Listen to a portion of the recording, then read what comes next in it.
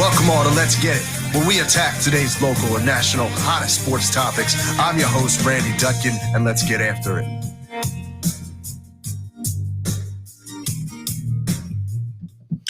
Good evening, ladies and gentlemen. Welcome to Let's Get It. I'm your host, Randy Dutkin, along with my co-host and producer, Jason Bryce, and as always, Coach Marcus Bullock, coming to you on a beautiful Sunday evening.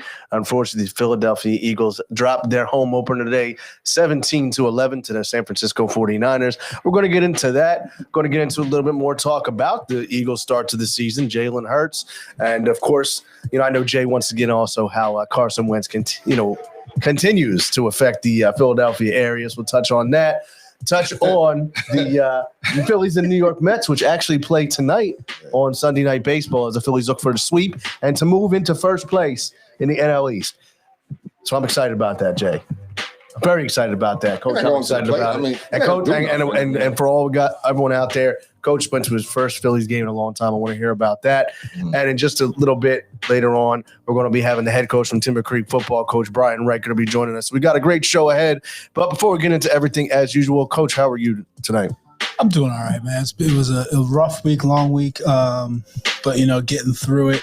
It's always good to have football back, something to look forward to every week. Sundays are now exciting and just you can sit down and there's always something to watch. So that's always a good thing. But no, all is good. I did go to my first Phillies game on Tuesday. They lost to the Cubs. I'll get into it. I'll get into it when we get to the Phillies talk. Yeah, we'll get into that. Jay, how you doing? I'm good. I'm actually I'm good. I'm good. Yeah, I'm good. It's been a very busy week, and then even busier weekend. And I'll be honest with you, not to make this like my little counseling session, you know what I'm saying, but that's what we're here for. Yeah. I mean, we're supportive. I tell you, sometimes I just feel like it's never enough time to just be still. You know what I'm saying? So that's and the weekend's never long enough. I almost wish that we could go to or be in a society and country where we work Tuesday through Friday and Saturday, Sunday, and Monday we have off. So 4 days on, 3 days off. Like Europe. Is that how they are? Europe does, yeah, they do a 4-day week. See what I'm saying? Yep. Yeah. See, that's genius. And statistically it's proven, productivity is better. And would you be okay adding hours onto your day? No. Well, no. Well, you have. Jay, you have to. Does Europe do that? Yeah, you get 10-hour days. No, hell no. But again, but the thing is, they always add in the siesta and a little break in the middle of the day. How long? Usually they give an hour, an hour. Like a lunch break or something like that? Or yeah, but it's like, the lunch break? But it's like a world thing. I mean, not a world thing. It's like a country thing. Yeah. Everybody's on Selah, a break. Siesta. So sorry for the language there to our younger audience. Pardon me. Sorry to the babies. You know what I'm saying? I got a foul mouth. Oh, but no, I hear you. I wish it was like that, though. I think everyone would. I agree. But I would take that in a heartbeat. Give me 4 10-hour days and then 3 days off. Nah, I would still. No. Can't have it all then. 10-hour days. We salary. We, you know what I'm saying? Yeah, we salary, please. You know what I mean? No, but. Because I'd rather be off. Some people would rather be off Friday, right? I don't care about Friday. I want to be off Monday. Monday's a big day. I agree with that because Friday's already. You already checked out. I'm checked out anyway, right? Yeah. So I can coach that. Yeah. You know what I'm saying? When I used to work one of my other jobs, I would have where I had to work the weekend, but I was off that Monday, and it was beautiful. Oh my God! It was because also I felt like I was a step ahead of everybody because on that Monday everyone was getting ready to go to work. I had to work that weekend. Right. It was like I'm off today. Everybody else isn't. Oh yeah, Monday. So, because Sunday's the lazy day. It doesn't matter automatically. It is. It's just lazy. It's a lazy day, but then it's like you can only be lazy to a certain extent. You're like, I still got to have some, clothes in the wash or whatever it may be. Do some food shopping. So, growing up for me, that was always done on Saturday. Chores, shopping, all that Saturday. But now it's like, I'm so tired from Friday. I don't want to do nothing Saturday morning. You know what I'm saying? But anyway, listen, I'm doing well. Doing good. You know what I mean? Archie Bradley sucks.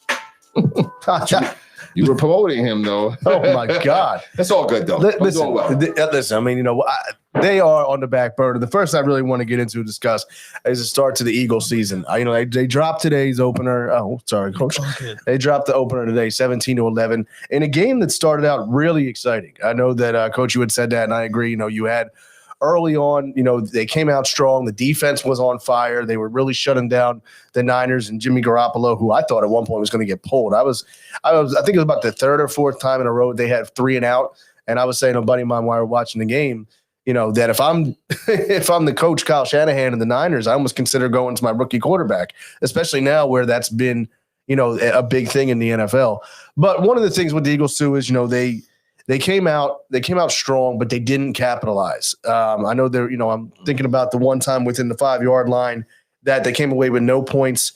And I give it to Sirianni. I understand, in that home opener, you want to make that splash, you want to make that impact. I know, like for example, on that 4th down play, they did almost what looked like the Philly special again, and it didn't work out. And it's just there was too much trickery in that, it's just I'm always a big fan of when you get down there, low towards the goal line, just drive it home. Drive it home 3 times in a row. If 4 times in a row, if a team stops 4 times in a row, more power to them. But I mean, overall, like I said, even with last week with the win in Atlanta and today's game, there's things to work on. But I think in general, Eagles fans didn't have the team at any better than 1-1 today, or coming after today. And you've seen a lot of progress, a lot of leadership from Jalen Hurts. The young guys now are more involved. For example, Jalen Reagor has been more involved, and I know people were on him being a bust of a draft pick. So I mean, I'm excited. Coach, what are your thoughts? I got some, before I just continue on a tangent here. No, I agree with you. I think that they are no worse than we thought they would be right now. I think going back to week 1, I think everybody was shocked with how they came out. And Jay, I talked to you about it. I think personally that was more of how bad the Falcons were, as opposed to how good the Eagles are. But when you're playing a bad team, you're supposed to beat up on them like that. So that's a positive thing. And then Phillies can take note to that. But anyway, go ahead. Coming out today, I don't think anybody before week 1 would have put this in as a big win or anything like that. So, but it wasn't. They didn't play great. I think they had a couple opportunities that they gave up. The Jalen Reagor touchdown that got called back because he stepped out of bounds. I mean, I feel like he was pushed out of bounds. So it was kind of like, hey, what do you was that why? I thought they called a penalty on him because I thought he had was that why? Because he stepped out of bounds? He stepped out of bounds, so they called it back, lost it down. Yeah. Oh, okay. So I mean, that was a great play. It got called back. But the 4th down play, what was it? 4th and 5, 4th from the 5, 4th and goal from the 5. That was, I think, Sirianni trying to win over the fans. That's exactly. I agree, Coach. And I get it. And he's taking a lot of heat, and he's trying to show that he has the guts to do things. But in that situation, you have a quarterback like Jalen Hurts, put the ball in his hands and let him make a play. Thank you. And even that, like Greg, I put more of the blame on Greg Ward. You have to make a play. He just threw the ball away. Yeah, You're a wide receiver. Try to run the ball, run to that pylon, or throw the interception. But you can't just throw it away in that situation. And I think that's a learning experience for all parties. But for them to, lose this game, I don't think is anything that we didn't see coming. So, they are who we thought they were. I love it. One of my favorite lines. But I tell you, as much as something's different in me, where I would watch the Eagles and just be like wanting them to fail. I didn't want that. I don't want that. And I think the different. I don't. No, I hear you. There's a different vibe to the Eagles, and that's what I want to talk about. That right there. Even though they lost, there wasn't like a litany of mistakes. Like what are you doing? What's going on? Blah blah blah blah blah. It wasn't all that like it was last year. Okay, so in that regard, I'll say Sirianni is doing something different. But I think a lot of this might be on him though, because well, first of all, you know how I am about kickers, right? So the kicker got blocked, right? Okay, so that's 3, and then instead of going instead of, trying to go for the fans and shit, you are supposed to be coaching to win a football game. Correct. And then you'll win the fans over. Right. So now you left. There go your 6 points right there. Right. That's just 6 points right there, right? No, and the thing was, Just what I liked about it, though, even in his post game, he took ownership of it. Did he? He did. He said, "This is on me. I called a bad game. I got to get better." And as a coach who, first year coach, that's what you want to hear. And even and I noticed too, like he couldn't say anything else. He better not. But at the same time, though, he's doing the right things. And as a fan, and it's interesting. I didn't see the uproar on the newspaper, as you always say today, after the Eagles lost. It was like, okay, we lost. People were disappointed, Sure. But I think it was, like you said, the expectations are kind of tempered. This upcoming week we got a Cowboys week on Monday night, so obviously, that's got more to it, and that's going to be interesting for fans. And we're going to come out, and like if they came out and they really drop an egg against the Cowboys, then you're going to see a little more backlash. But I think the enjoyable thing, and I know in general, is everyone has kind of just taken every game this season as, just without that same intensity. Like we want them to win, want them to do well, but we just want to see continued growth. And you want to see what they have there. I know one of the things, too, about today that's tough was that, Brandon Graham is out for the season, they say, with an Achilles injury. Yeah. And, it is because – I mean, Brandon Graham has had such a tough career in general because when he first came into the league, he struggled. Everyone said, you were the wrong pick. We should have taken Earl Thomas. We should have done this. So we had this heavy weight on his shoulders, and then he had improved it. And, of course, he had the strip sack in the Super Bowl with Tom Brady, which forever put him, in Eagles lore. So he finally was, and he was captain of the defense this year. So, yeah, that's going to be a tough loss. Thoughts and prayers with him. Go ahead, Coach. Definitely that. But the good thing for the Eagles in that situation is that's probably their deepest position. Yeah. So definitely a loss. Definitely, a big-time player for the team. But if you're going to lose a guy for the Eagles, that's probably the spot you can afford to lose him the most. Yeah, exactly. I think you're right. It's been good, though, like I said, even with this game, even on the loss. Like I said, it was early on, having to take advantage of that. Like you said, Jay, they left points on the board with the kick getting blocked. They left the points on the board with not scoring it from the 5-yard line. And, that's a huge difference maker. You're looking at, potentially a 10-13-0 game. And at that point, it's I think, once the Niners went ahead, like I said, that was the first adversity they really faced. And that's when you saw a little bit of the back on the heels play calling. So, and even, with Jalen Hurts. But Jalen Hurts, he's been looking good. And he's been confident in the pocket. He's been able to roll out. I mean, there's a lot more they can do with Jalen Hurts than they could do with that other guy. The city owes this kid an apology. That's what keeps ringing in my head. The Godfather. I'm just saying, man. Because you know what? Listen, everybody was saying like, caution, right? And caution was, just trash. horrible. Okay. Then Hurts comes in. And then they're still loving caution. Like, oh, well, he didn't really do anything, average at best. Average at You know what I'm saying? But listen, he's below average at best now. But no, but no, you said Hurts was average at best. Okay. I listen, he's absolutely he's showing something, man. He absolutely is. I mean, I like what he's doing. I was watching the game today and I was like, yo, this kid's all right. And I even in my head, I was like, I'm going to mail him an apology. He's all right. Said he owes this kid an apology. But I like the confidence that you can see that he has on the field, and the confidence that the players have in him. They do. Like Rager, that was a beautiful play. Right. Beautiful play. Yeah. You know what I'm saying? Well, how about he did it again in the next series, I think. So who did he hit? Quez Watkins. Right. Like, you know what I mean? Like he was in his own end zone basically with the deep bomb. And it's funny because I'm watching the game and I'm like, I wonder if they're going to have the faith in him to throw that goal line bomb. Right. Where a lot, with the big quarterbacks, the Aaron Rodgers and the Tom Brady's, they'll go for that big play. He's tough. And they did it. And I was like, okay, like and that's a tough throw. And it's a very, very exciting time. And like I said, it's you see the ability of the offense to do more. I can, for example, I think about early in the game when they had the option play with Miles Sanders. It was a third down. Because of the running ability and because of the decision making of Hurts, they were able to call that play. Right. And you had to have the defense had to be on their heels. So, it's a loss. Exactly what you kind of expected. It would have been great to come out and start the season 2-0. But at 1-1 and the growth, like I said, a lot of it's going to be on what happens next week with Dallas and where that comes. But I still think as long as you're out there and you're playing decent football, you're not playing the football like you played last year. I think that the fans will be okay with it. You know what I'm saying? I mean, you're gonna win, you're gonna lose some. I mean, you have to know that.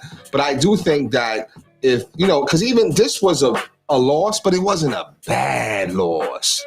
You can even say this is a good. If there's a learning experience loss. Yeah, you know what I'm saying, but not a bad. Like last year, the Eagles had bad losses. They looked bad. Oh yeah, absolutely. And like Coach said, and now we know why they look bad because for so long it was Peterson, but we know it was Carson, just a prima donna. He was Ben Simmons Jr. It's a prima donna, and now he's like Glass Joe. Oh yeah, he's like you said, he's out again, hurting the Eagles and not even on the team. Now I heard he got a really bad sprained ankle. I heard it was, when I saw it seemed. But I mean, I don't know if you saw today. There was a play that Carson made. I don't know what he was thinking. I don't know if he was just scared or what. He tried to do a shovel pass to the middle of the line that, like, the interior lineman intercepted. It was so, oh my goodness. Yeah, you can't really talk too much about. Well, listen. Maybe you can because you defended him. You defended him. Well, listen, like I said, that time is come and gone. That relationship is over. We appreciate the learning experiences. We're on to new that's right. Hey, listen, thank you for the Super Bowl ring and get out of here, right? Exactly. And the funny thing is, he will never. And it's interesting. Though, here's the thing: he will never come back to Philadelphia, like ever. Like I would be interested, 20 years from now, 10 years from now, when they do like the anniversary of the Super Bowl, if he even comes back to the city. Why wouldn't he though? Because I just think that's the kind of guy he is. Why else don't you think he would? Because he was injured. No, but he didn't do nothing. No. He didn't do nothing when it mattered. No. He didn't do anything, man. No. He didn't do anything when it mattered. He still put us in the position to have the home field advantage. So he had a part to do with it. So did Fletcher Cox. So did Brandon Graham. That is true. I mean, you know what I'm saying? You're right. And they played. They did. Like, can he be celebrated more than Brandon Graham? Wasn't he the one that had the strip sack? The strip sack. Mm-hmm. How's Carson more celebrated than him? The people that made plays. Because he's a quarterback. Yeah, quarterbacks. Quarterbacks. Quarterbacks. That's how they did Roethlisberger. That's how they made it pump Roethlisberger up. This and that. I'm not even gonna go there because that can get me in trouble. Yeah, I was like, we want to. I'm gonna leave him alone. We want to steer it away. That's how he got on. He got on QB. You know what I'm saying? It's all good though. Go ahead, Mom. Man. It's just like I said, it's exciting. I said you have the Cowboys week next week, and then after that you have the Chiefs, and then you have the Panthers. I mean, so you have a stretch of 3 really difficult games coming up, but. It's a fun start to the season. Yeah. And I'm rooting for you guys. I hate to say it. But it's interesting when you said that about, you're not against the Eagles this year. No. And I feel like I'm back when for whatever reason, I don't know what the hell he was thinking, but he said Kevin Kolb was going to be the starter. I'm in New York. I'm watching the game. I'm talking to my brother Dave. I say, Kevin Kolb is garbage. Garbage. I mean, he's beyond garbage. And I think it was the first series he got cracked and he never came back. Well, we had Mike Vick era began. And that's when, like I said, there's different pockets of when I was a fan. Like I was okay. You know what I'm saying? Like, oh shit, yeah, all right, come on, yeah, I like Vic. Vic is cool, you know what I mean? He's playing ball, whatever.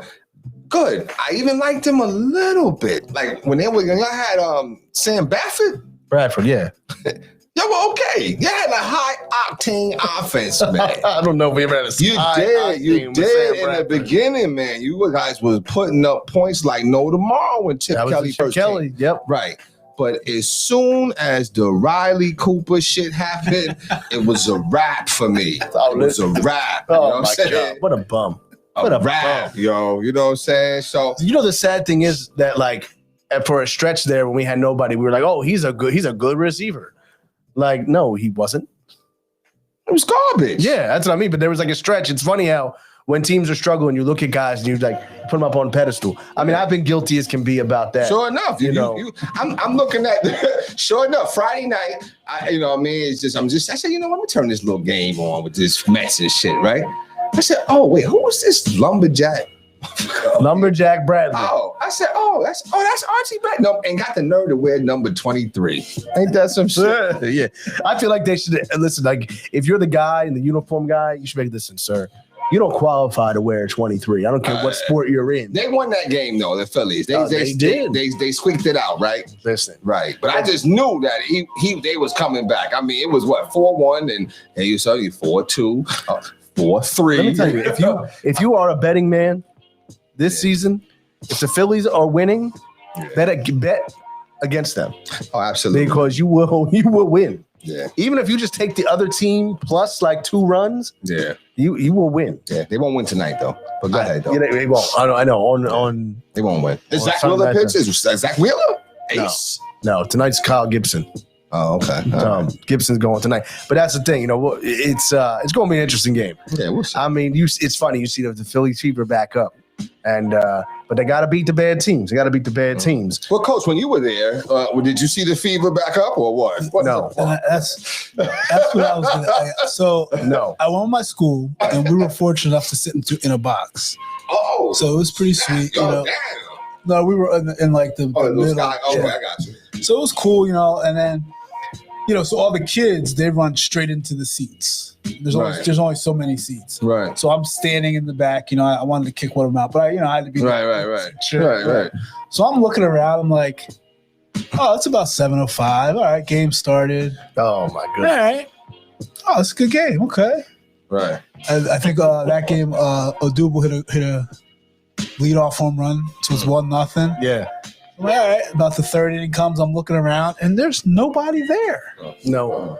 There's nobody. I'm like, and my daughter, who's in love with the Phillies now, that's fantastic. I'm like, I'll get her some tickets to this. We can come do this. Yeah, it's all there's good. Nobody here. Nope. Except when hot dog night comes. So I was really disappointed with the lack of it. You know what? You're right though, and it is pathetic because as much as they haven't like necessarily, been good this year. They've still consistently been there, and the lack of energy in the stadium is just terrible. It's just not that type of stadium to me. I don't think. No, it is. It doesn't have that feel to me. It doesn't have a feel to me, and the security is. They tight as I don't know what. Like, come on, the whole. What's he talking about? I'm up top. I never forget about that. I never forget that. I'm up top in the rafters. Okay, nobody's down below. Nobody. It's the 7th inning, sir. No, sir. I say, you serious about that? Come on. Oh yeah. And then I find a way to sneak in, and I was good. Yo, another security guard. I went all the way around, because all it is just a big little circle, whatever. I go all the way around. Do you know that another security guard just happened to just be coming down, said, 7th inning. Sir, can I see your tickets? I said, you gotta be kidding me. Listen, and first of all, you're obviously not a seasoned, seat move downer. I mean, in the Yankee Stadium, always get bleacher seats. The bleacher creatures. My man, listen, can we just go right here? It's 2 seats. Okay, come on. All right. Yeah. That's been boom, here, look here. You know what I'm saying? Pull out a little $5, a little $5. You know what I'm saying? Oh yeah. So good. You know what I'm saying? No problem. But we was in the Yankee Club. With bleacher tickets. We were in the Yankee Club. On my newspaper memories today came up from the only time I ever went and visited Old Yankee Stadium. Really? Yes. Right. I got my Yankee jersey on and everything. Wow. That's right. Yeah. What a moment. That's right. Yeah. Because I mean, no, because if you're a baseball guy or even a sports guy going to, a stadium like that, it's just legendary. That's why you had to have a jersey, huh? Well, I was like, if I'm here, I'm going to support it. I'm going to be with it. I got you. I never had anything against the Yankees though. Like that's until 2009. Oh, so okay. I mean, up until then, and even now, I don't hate the Yankees. Yeah, like I told you, Derek Jeter has always been one of my top players of all time. So I mean, but going back to what you were saying. It is sad how you still don't see the people coming out to support the team. No. You don't see the support in the stadium, and But the thing is, you have them have a playoff game, and I know you will see all the people come pouring out, which I get, and that's fine. I just don't understand why nobody's there when they're in the hunt. It's not like they're 7 games out. No, they haven't fallen further than like 4 games out. I think at the time they were 2 games out at the time of that game. Yeah. So I thought it was going to be, I was kind of stressed, I think we had like 30 something students. I was stressed about keeping everybody in line, but there was nobody there. So it was easy. Yo, listen, I mean, you listen. Hey, listen, I think it also is, it's just that, I don't know. Philly is not is it a baseball town? It's more Eagle town. No, it's football, and what's number 2? Surprisingly, hockey. Flyers. And we've talked about this before. The Flyer fans will continue to come out and support no matter what, year after year after year. I mean, I think that arena holds 20,000 or whatnot, and the Sixers, the Flyers will consistently night after night get 15, 16,000, no problem. No matter what. No problem at all. That's what I'm saying. Like, I just don't, there are people that, that'll take off. I mean, and all my vantage points are always just the Yankees and the Mets. There are people that will take off work just to, let's go to this game or this day game or whatever the case may be. Just a good old ball game. You know what I'm saying? But the Phillies, average at best, man. You know what I'm saying? I hate to say it, man. Average at best, man. Average at best. Bryce is legit, though. Oh, my goodness. Bryce is legit.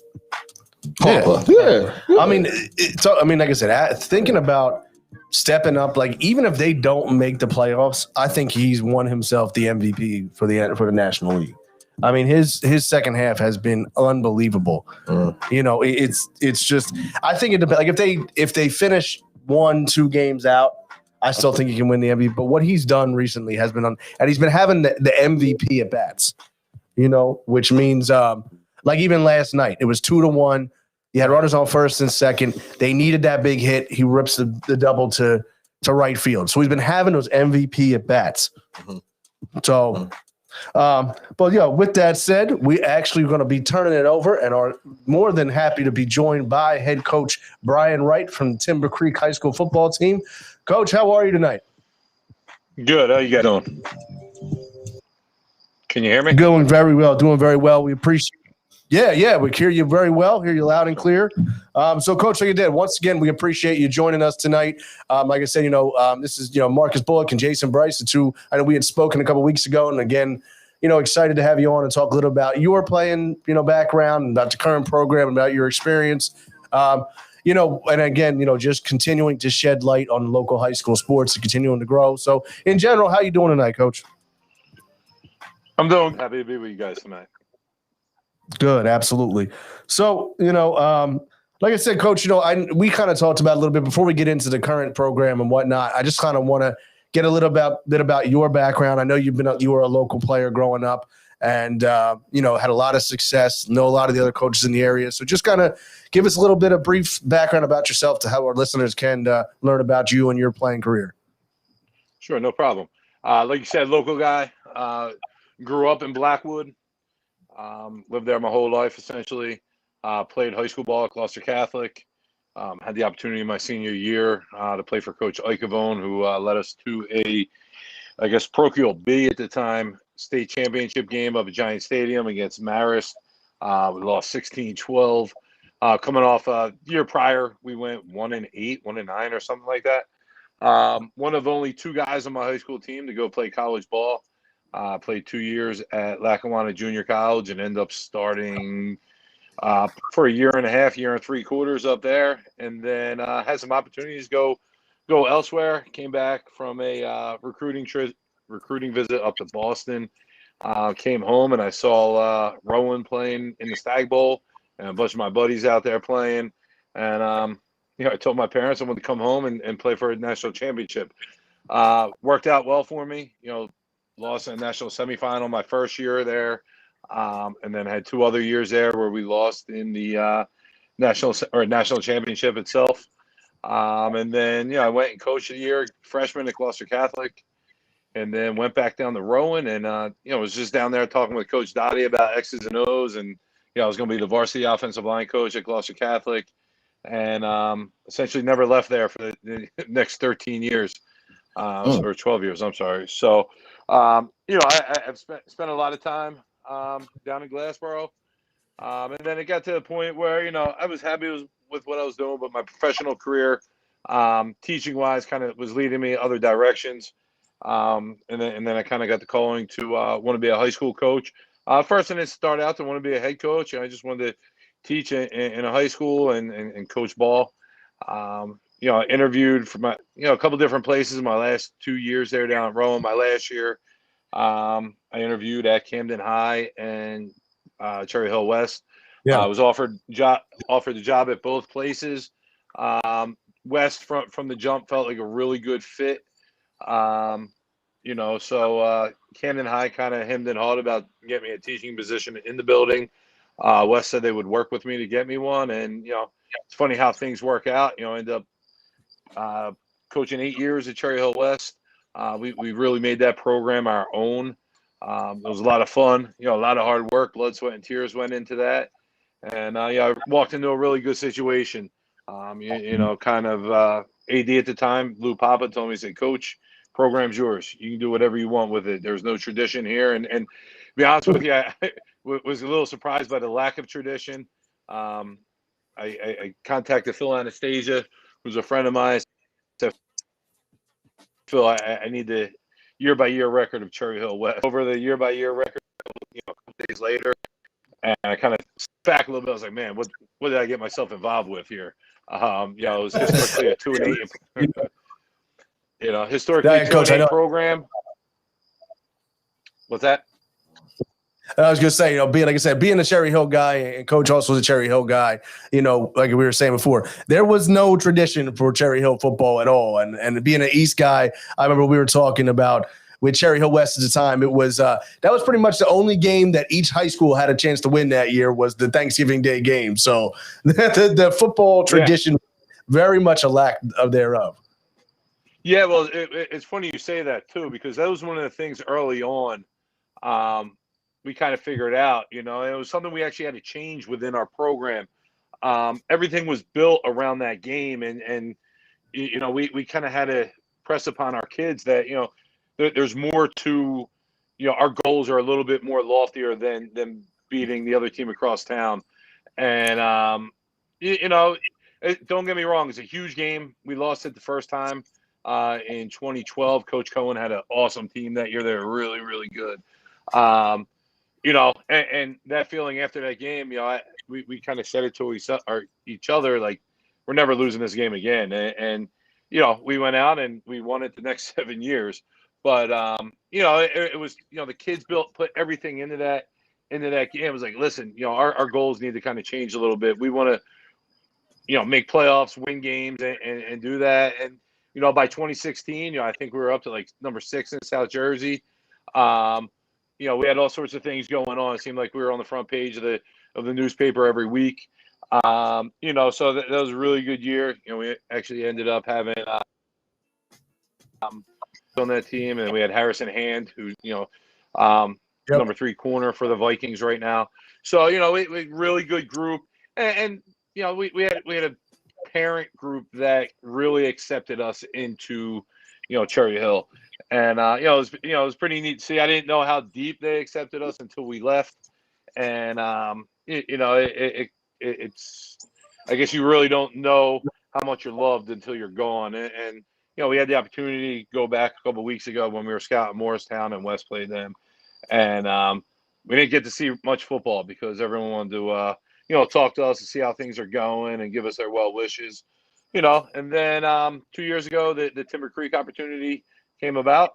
I'm good friends with Coach Hinson, and I've kind of worked with the program a little bit while I was at down at Rowan, kind of helping some things along there. And I'm a Gloucester Township guy, and things really worked out.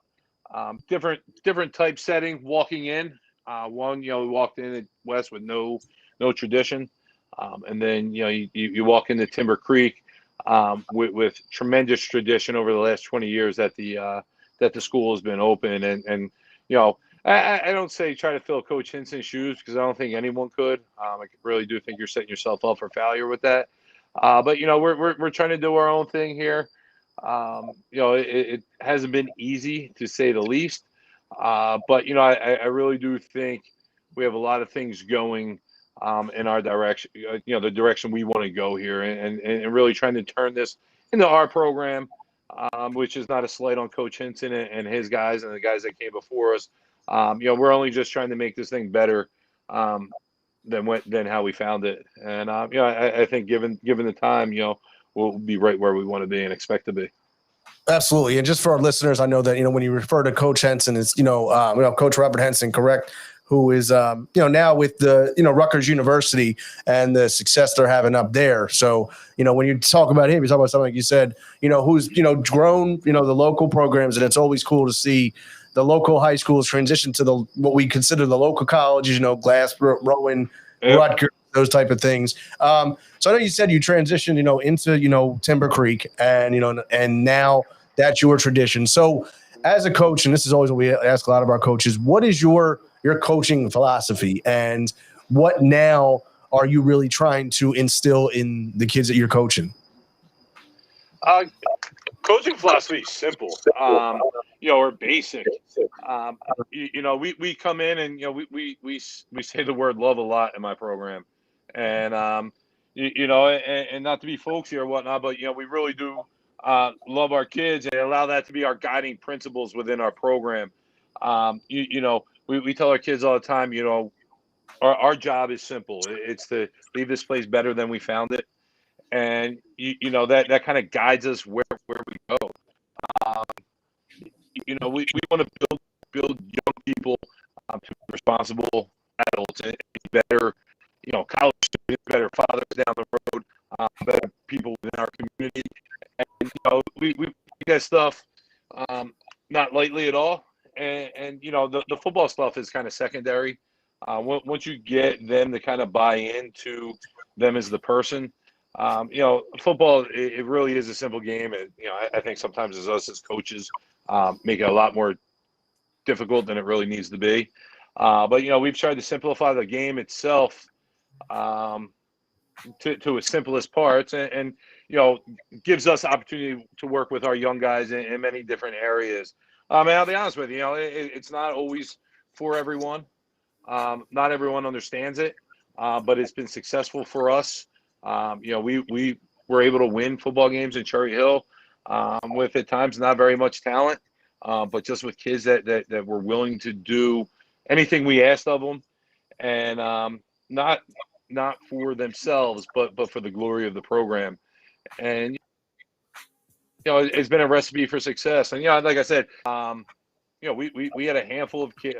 Even a handful. We had a bunch of kids transfer out after last year, and so be it. That they didn't want to be a part of what we're doing. I can also throw they were illegally recruited out of there, but that's fine. We coach the kids that we got, and I'll be honest with you, I feel bad for those that left because they're not going to get the full effects of our program, and I know they're not going to get that where they went as well. Gotcha. Now, Coach, do you have kind of throw some questions out to Coach Wright? Absolutely, Coach. Thanks for being on with us. One of my good friends, Fred Bettee, one of your assistants at Cherry Hill West, speaks super That's my high. guy. Yes, he speaks very highly of you. I guess my main question is, what has been the biggest difference you've seen going from Cherry Hill West to Timber Creek? You definitely turned that Cherry Hill West program around and coming in, like you said, to a Timber Creek program that has had success. What has been the biggest difference in those two jobs so far? Yeah, I would say, for the most part, the biggest difference is just the expectations. And we knew going into that or into this, and like I said, I first jumped on here. There were no expectations at West. Essentially, we were playing with house money. Here, there are expectations, and you know what? Some of it is justified, others not. But such is life. But we have a very young team. And I'm not sure everyone kind of understands that. I mean, we had three freshmen start for us last Friday night against Winslow. So the expectations are probably the biggest difference. But the cool thing about, when we were at West, those expectations, ended up growing. And when we were able to start to win, people expected us to win.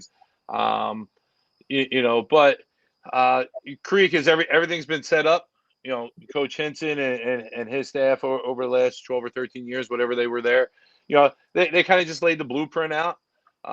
We're trying to follow the blueprint, tweak it a little bit to fit our program. And, at the end of the day, football is football. But, the expectations probably is the biggest difference between the two jobs. Absolutely. And Coach, like you just kind of touched on something when you were talking a little bit before. And like I said, everyone in this room and right now, coaches, like I said, I know actually actively coach, and Coach obviously coaching actively, and Jay, you've been a coach and involved. And when you coach your kids, like I said, to make them better men or women or kids in general, and to prepare them for the future, that's where you end up with success. So I think, like you said, I'm focused on winning football games, I'm focused on doing that, but I'm focusing on showing the love to my kids, bettering them and helping them grow. That is just, really the fundamentals of being what I think can be a great coach and being a mentor, being a role model. Yeah, I agree 100%. And the greatest joy that I get, that I've been doing this for 20 plus years at different levels, is seeing those guys that I coach that I've known since they were 13, 14 years old, and now we're starting to have families and being successful at whatever they do. That I get as much pleasure out of that, or if not even more, than a win on Friday night. Football has taught me so many life lessons. And this is coming from someone that's been blessed to grow up in a great household. With a father who's my hero. An older brother who kind of showed me the way, and he's the one that really got me involved in this game. But football has kind of built upon those lessons that I was taught in the house, and he's got me through some tough situations. And I owe so much to this game. In my opinion, it's the least I can do is try to help build up young people, or be honest with you, are growing up in a much more difficult environment, time period than I know I had to grow up. And I had so much less things to worry about than these guys do right now. And that was even before they were trying to grow up in the middle of a pandemic. Yeah. And that's when you, like I said, that's when you had taken over the coaching position, correct? So, at Timber Creek. Yeah. I kind of, like in last year, coaching at Creek to a, coaching my daughter's intramural basketball team. We I taught from home for most of the year. We'd show up at school at 2:00 for practice. We'd have our kids for a couple hours. No one was in the building, no locker room, no meeting time, no nothing. The kids would go home. We'd see them for a couple hours, and next day, and then Friday would show up. We'd play again, and then go see them. There was really no program building. There was no nothing, and it was tough for all of us to kind of get comfortable with each other. I wasn't able to run a program the way I see fit. So it was very difficult. But also, you kind of realize how resourceful you can be. Our kids were great. We would practice, and then we'd go home, and 2 nights a week we were on Zoom. for meetings and such. And you know what? We went 3-4 with probably one of the more difficult schedules in South Jersey, if not the toughest. Everyone on our schedule was ranked at one point within the top 15 of South Jersey. So and we didn't. We hung with everyone. We should have won a couple more of those games. The only game I think we were out of at any point was the Camden High game. It was one of those years. We really learned a lot about ourselves as coaches and kids just because of the situation that was presented to us. Jay, you got any questions for Coach? I actually have 3. Oh, okay. All right. So I'll say the first one. You said you lost some kids to, I guess you lost some kids this season, right? How does that happens often? I mean, it's not supposed to happen, but it happens often. So when things like that happen, like number one, how do you motivate your other players to continue to move forward? Because of course they're feeling like, oh wow, we done lost some of our main guys now, so now we got to do something else. And then what do you face those same kids, or do they go to like another conference? Well, Timber Creek is what? Is that Group 1? Group 3. No, we're actually Group 4 this year. Group 4. Okay. So then when you play them, like how do you feel when you play them? And because I know me, I'm a competitive guy, whether coaching, not coaching, I don't care what I'm doing. If you leave me, that's okay. But when you come back to see me, I got to show you something. So I wonder, does that competitive spirit come alive? That's just my first question. Yeah, without a doubt. For instance, and you're starting to light a fire. But this past week we played Winslow. Winslow took 4 of our kids from last season. One of them, Jimmy Wilson, scored twice against us last year. Jimmy Wilson, you'll never hear me say a bad word about the kid. I think is one of the best pure football players in South Jersey. Another one of their kids, big lineman, started for us week 0 against Red Bank Catholic down in Ocean City. The competitive fire there was a lot of emotion on Friday night. It's tough, and our kids were mad. Our kids, knew what was going on because, they showed me all the DMs that their coaches were sending them, going back to last season. One of the coaches over there, he was Coach Hinson's freshman coach 2 years ago. So he had a relationship with these guys, and they're promising them the world over there. So it's tough. It was really tough to face 3. One of the kids had to sit, but 3 of the 4 that transferred over there. It's a heated rivalry to begin with. Right. But and then some of the other kids that left, we'll face. Another one went to Camden High. He had to sit, but if he didn't have to sit, we would have faced him. And then we have to face another kid that went to Wilson. It really is tough. Especially when the ins and outs, and it's not legit. And then my personality is pretty aggressive at times, off the football field, and a lot of times on Friday night I had to remember, I had to be the adult in the room, and I talked all week with our kids about not letting the emotions boil over, and our kids did a great job with that, but it certainly is tough, sure. Especially like I said, when I'm in possession of screenshots of DMs of knowing what's going on. And my next question is, you mentioned you used to coach for Rowan. Is that correct? Correct. Okay. So I haven't necessarily met him, but I've been speaking with him often. I work in Penns Grove, so I'm a guidance counselor, and they recruit a couple of guys to go to Rowan or whatever. So are you familiar with a Coach Dawkins? Yeah. Okay. Yeah. So he seems like a really good guy, a fellow. Yeah. So this just wanted to say that, hey, we know some common people. So so that was wanted to mention that. But then my last, I guess that wasn't a question. That was more of a statement. You said, do you know quick? Okay, there it is. So then my next question is, sir, you said you teach. What subject do you teach? I am a special education history teacher. History teacher. Okay. All right. That's cool. Those are my questions, sir. Very cool. Very cool. Now, Coach, I wanted to go back to your playing days too, because I know we kind of overlooked something. When you were at Rowan, I know that, people, and here's the thing, I love talking about Rowan, obviously being a Rowan alumni, but people not realizing too how successful the programs locally have been over the years. And, with Rowan, back when you guys were able to snap Mount Union's 54-game winning streak while you were there. Mount Union was a perennial, basically the New England Patriots of Division III football. So, just kind of touch on that real quick for us.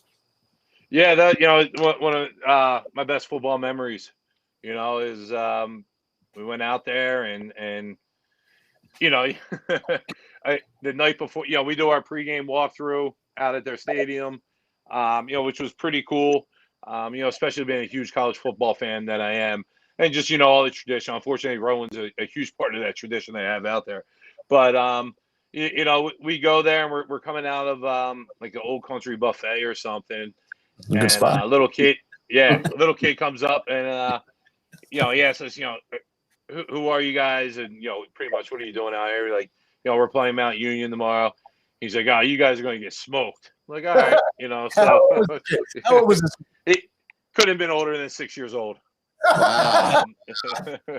So then I remember that day. At this point it was December 12th, 1999, or I'm sorry, December 11th. But I remember like it was yesterday, and I got a great night's sleep. We go out there and we're moving the ball up and down the field on them. They kind of stopped us a couple times in the red zone. Actually, our kicker at the time, Charlie Hill East grad Nick Frade, had a leg and a half and missed a couple field goals. And I remember like a couple like on the left hash on our sideline, and my best friend Scott was the holder, and like he kept kicking it straight up the hash. I remember like looking at Scott, I'm like, does he know like he's got to angle this a little bit? It's not working right now. But then things happen, and they scored late to tie it up, and then went into overtime. We scored it first in overtime. They got the ball, and they went down. And last play of the game, actually, another South Jersey connection. Their kid goes and shot to catch the ball in the end zone, and he gets caught between Mark Hendricks, who's head coach down at Kingsway, and Clinton Tabb, who's the head coach over at Penns Hawken. And they both smacked him and actually broke his rib on the play. Dropped the ball. We won. We won pandemonium, and it was the greatest 6-hour bus ride back, across the PA Turnpike back to Glassboro. We get back into Glassboro. Once I remember us being out like towards like Conshohocken on the Schuylkill, and the bus driver turned on KYW, and they had breaking news that Rowan snaps the nation's longest winning streak at 54 games. We get into Glassboro, and what was the bar? The Franklin House. It was still like 12:30 in the morning. They opened it up and gave us free bar for the next hour and a half that they were open. And it was pretty cool. It was a really, really good experience. We went out and ended up actually losing the next game. What's that? I was joking, but of course, being college students, you didn't engage in that. Yeah, we didn't take that offer up at all. No, I was thinking about that. No, but and that's just one of the awesome memories. Like I said, I think it's just when you can keep kids local, you can keep the local programs building up, and when you have the success of different programs locally, it's awesome. Because everyone wants to go to the big program, the big name schools, and people don't realize, the opportunities that are at the Division II, the Division III level, even the junior college level. And even I know you told me too about that team, an interesting tidbit that your quarterback, Tim Watson, correct? No, defensive lineman. Excuse me. I apologize. Yeah, D lineman. I believe he was drafted in the 5th or 6th round by the Seahawks. Same draft as Tom Brady.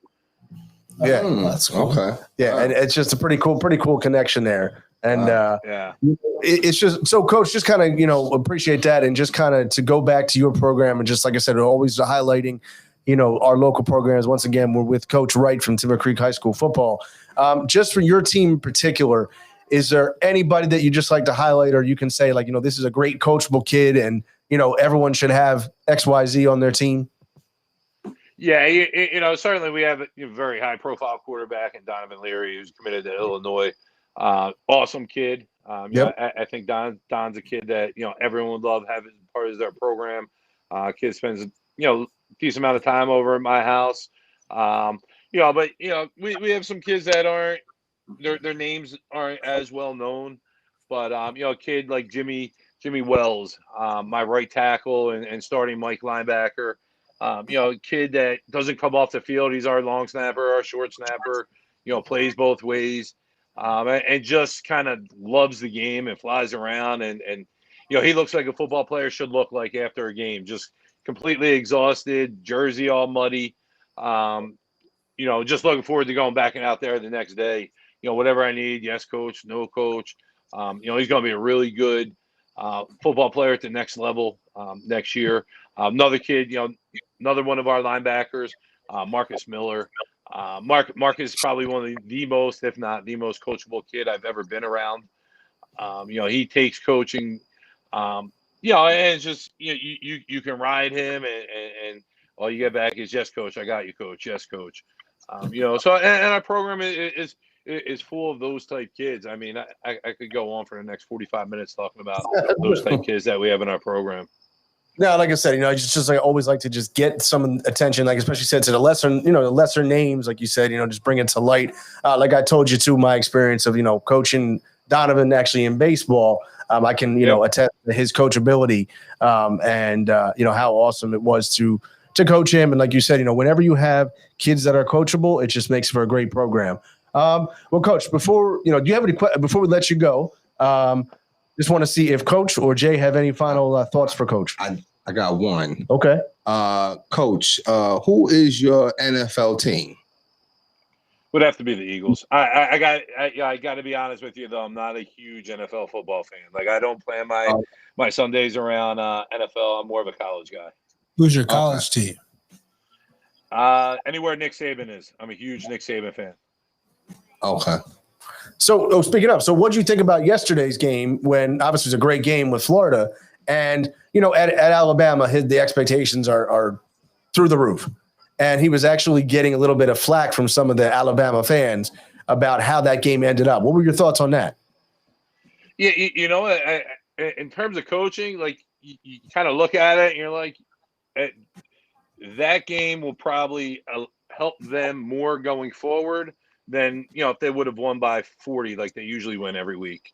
A lot of those kids have never been tested before. And right. It's always good when you can get tested early on and obviously coming out of it, on the plus side. But, it's one of those things, too. You kind of look at it, you're like, hey, they were up, 21-3 at one point. Yep. You got to figure out how to, it's great to get the lead, but you got to figure out how to play with the lead as well, too. And I think a lot of times with the limited amount of time that they're allowed to be with their guys during the season, a lot of it serves as kind of building towards the SEC championship game and then the college football playoff. In terms of being a football fan, it was great to actually see a close game and certainly rooting for Alabama to come out on top. I was pretty satisfied with that. Now, do you think, because I'm a big college football fan too, and they're all arguing about the playoff, which I think is phenomenal. Do you think they should extend the playoff out a little bit? I certainly do. For a couple of reasons. I think one, it will kind of do away with these bowl. I used to love the tradition of the bowl games, and I think everyone did. But once we got into the playoff, the significance of some of the bowl games Right. If not all the bowl games, kind of diminished a bit. Now that you kind of see these kids opting out when they're in a bowl game that doesn't matter or whatnot. I think if you expand the playoffs a little bit, those bowl games mean something again, and then you're going to get the top kids playing still, and it's going to be better for it. I'm not sure. I mean, those playing football regardless. So extending the game season game or two. I don't really think it's that big of a deal, but I would love to see it. No, I agree. And just like I said, too, like you said, all the games, like, for example, the Gator Bowl, the Outback Bowl, those New Year's Day games that used to always be big time now have just become just like the Cheez-It Bowl. Nobody really cares. Yeah. So, Coach, anything for Coach before we let him go? Coach, as we look to grow and support local players, programs, coaches, is there anyone you think that would be good for us to invite on the show? And with that, we would ask for your help in getting them on. Sure. A couple guys come to mind. Frank Wilczynski over at Overbrook, who has them at 4-0 right now, I believe. Frank's a good friend of mine. He was my quarterback down at Rowan. Phenomenal athlete. But my offense coordinator at West for a year or two. And then Steve Scanlon over at Clearview, who's done a tremendous job with that program. He has over 100 kids in his program. Tremendous social media presence. I don't know how he finds all the time. Is that Cherry? Yes. Yep. Okay. Yeah, I know stats. We graduated together. Okay. All right. Yeah. So he's done a great job down there, and we'll actually see them in a couple of weeks. But they would be two of the guys off the top of my head. Awesome. All right, Coach. We'll definitely I will touch base with you, after the show, and get some of that information. What? I want to ask a question. Oh, go ahead, Jim. Well, I don't know why I want to ask him this, but I'm not sure if they play that. What are your thoughts about just real quick? How do you feel about Bishop Sycamore? That's and will you ever play him a game? Will you ever play him? Bishop Sycamore. What's your thoughts about that, though? Uh-oh.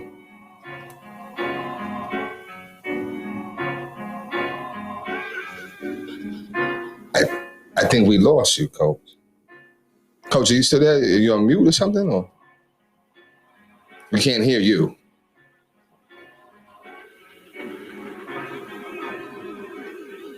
Hey, listen. Yeah, you know what? It's. I think he's got like some internet on his because he was kind of like in. Yeah. You know what? Like I said, if you're watching, we apologize, Coach. Can you hear us, Coach, or you hear us, but we don't hear you? All right. Well, with that said, Coach, like I said, we appreciate you joining on here. I apologize that we had these little technical issues. Once again, thank you for your time. Appreciate all the good insight. The thing is, it happened on the Bishop Sycamore question. I don't think we were supposed to. You wasn't supposed to answer. I probably shouldn't have asked that question. That's my apology. We weren't supposed to talk about that. Coach, once again, thank you very much. Once again, we were joined by Coach Brian Wright from Timber Creek High School football. Coach, good luck the rest of the way. Hope we can have you back on. And once again, appreciate you joining us. All right.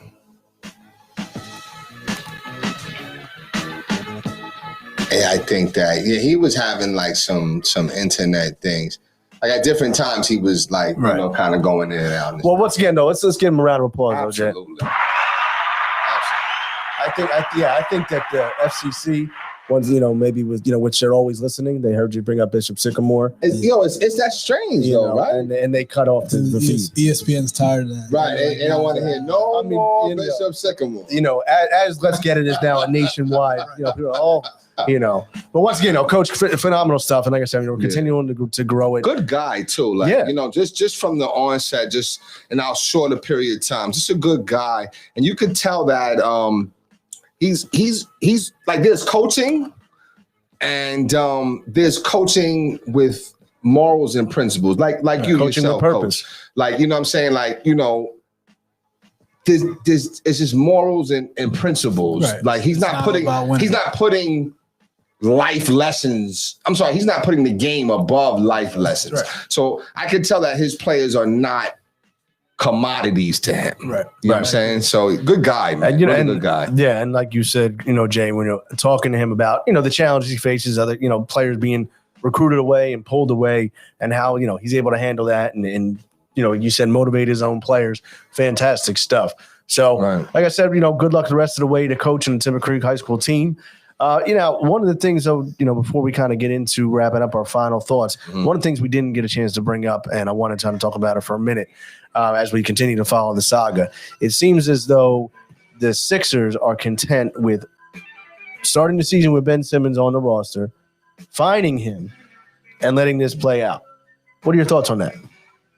Listen, if you have Shaq, who has G14 classification, yes, Barkley, Ben Simmons, his problem is that he's not humbled. Yeah, that's the only issue that he has. He's showing his age. He's immature. For real. If he comes in and just gets busy and do the work, you wouldn't have no problem. But he's upset because of what Doc Rivers did. That's what I've read. That he's upset about that. Not even like the Joel Embiid comment. It was more about the Doc Rivers. Him saying, "Well, I don't know, John. He's upset about that. So, but get over yourself, get in the camp and play, man. And don't cause no distraction. You know what I'm saying? Don't cause a distraction. Well, he's gonna be a distraction. There's no question. If he's on the roster, it's a distraction. Yep, hands down. He or just the situation.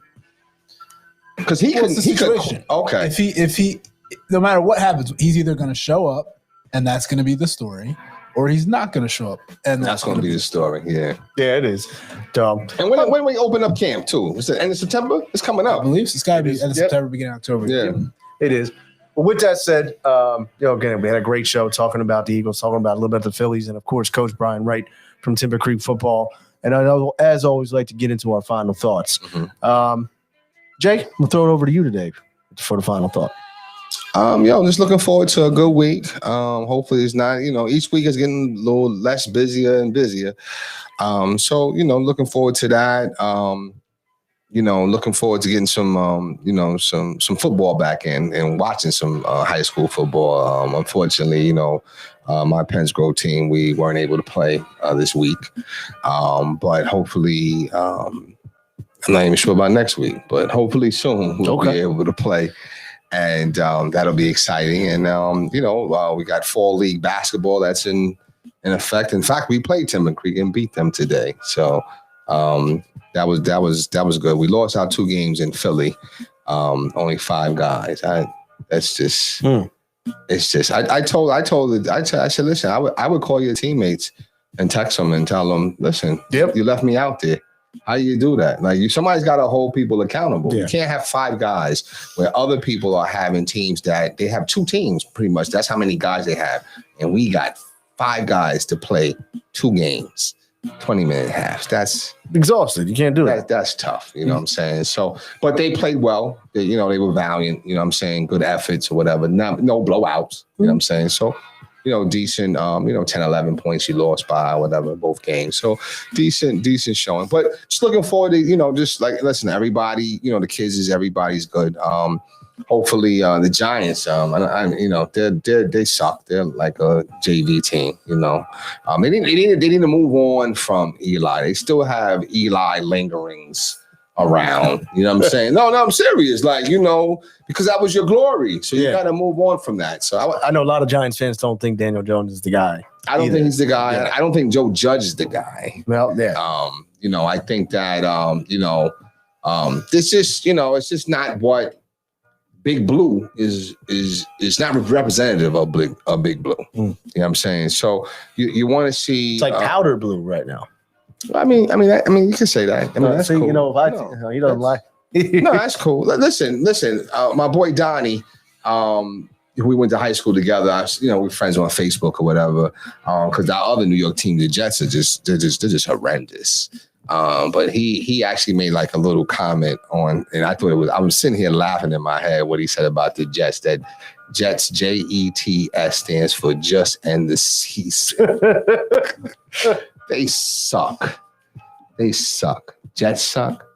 Giants suck. So, but they'll still pack the stadium and support the team. They will. Unlike the Phillies. That's my final thought. See, I got him good on that one. Pat Blue. No, you did. You did. And Carson, that's all I'm going to say. I'll pass it over to Coach. I feel like 11 years from now, we're going to still have Carson on there. Because you defended him. And you owe everybody an apology. No, I don't. Okay. That's all right. You know what I was just thinking when we had Coach Wright on? We've had a bunch of coaches on, a bunch of kids on. Mm-hmm. And it's just cool to I mean, we're not meeting them, but we're meeting these coaches, these people that we would have never met before. And they all seem to be pretty good dudes. Absolutely. Even back to last season with basketball season and now going into football season, it's just been cool to interact with these new people and then follow them. Like Delran won their game. Yes, they did. Against Cinnamon, pretty big. A game that I would never have even looked at, right? Previously. So that's just pretty cool. I'm looking forward to a good week. I have Tuesday and Wednesday off from school, which is always positive. So just got to get in there tomorrow and crank out tomorrow and then, get to. Yeah, you can coast through tomorrow, though, right? Yeah, tomorrow's like Friday. Yeah, right. Oh, man. So, no, but other than that, man, just back on the grind. That's it. Absolutely. Oh, wait a minute. I want to say something, man. What's that? I got to figure out how I'm going to say it, though. You go first. I'm sorry. Jay's a man of his words today. Yeah. I do want to say something. Oh, okay. I just got to figure. But hey, I'm just going to say this. Okay. Yeah. You know what I'm saying? I don't know what it is. I don't know how to say it. Yeah, we're just gonna do that. We're just gonna do that. Thank you. And just say, I need somebody to explain it to me. Thank you. That's what's up. I appreciate it. Hard work paying off. Like I said, same thing. Just excited for what that pound has to bring. And I don't know if that came out right, but either way. Right, you know what I'm saying? So you're about to get a text from that. I know I am. Absolutely. But no, just excited, like I said, just to continue watching obviously my Phillies. They are up 1-0 right now over the Mets, looking for the sweep. It's another big week ahead with the Phillies. They play the Orioles and they play the Pirates, teams they need to beat, and they struggled again against the Rockies and the Cubs, teams they needed to beat. But it's fun, and this is all you can ask for as a baseball fan. I'm just going to continue to root for that. Following a lot of other things too. Just baseball right now is fantastic to watch. There's a lot of great races out in the AL too with the wild card. And it's a shame. I saw where Ohtani is done pitching for the season, and Ohtani was just a spectacle this year. Yeah. And I wonder too if that's going to carry over, into next season or whatnot. And also shout out to Vlad Guerrero Jr., who has been unbelievable, and I'm pulling for him to win the Triple Crown. And just continue to watch baseball and carry on with football and continuing to grow the show. Looking to get some more coaches on and pushing forward. That's about it. So, Jay, did you anything else? You good? No, I just want to go a little extra, man. For real. Oh, I appreciate that. And we got the birds in the background. It's a beautiful new start. Well, listen, with that said, once again, for Coach Marcus Bullock, for Jason Bryce, we appreciate Coach Brian Wright from Timber Creek Football joining us. If you guys didn't get a chance to see his interview, go back at about the 30-minute mark of our show. If you will have him on, and he talked about his program, his background, and just another phenomenal example of what's going on in the South Jersey sports scene. And with that said, for Jason Bryce, from Marcus Bullock, I'm Randy Dutkin. Thanks for watching Let's Get It, and we'll catch you next time.